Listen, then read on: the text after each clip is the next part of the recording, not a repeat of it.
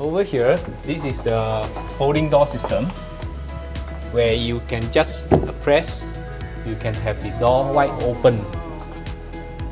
The purpose of this wide open is that you can see your wardrobe at one glance. You don't have to open a few doors to have access to your shirts and your choice for the day.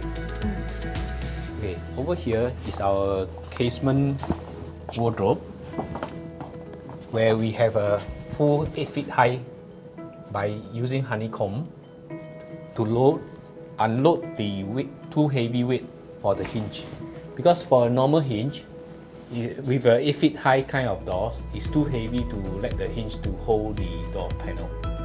So for inside, we are using a honeycomb panel system to supersede the weight.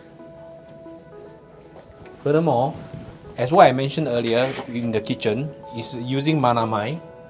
Manamai is so hard that even if I use key to scratch on it, you will not have any scratches.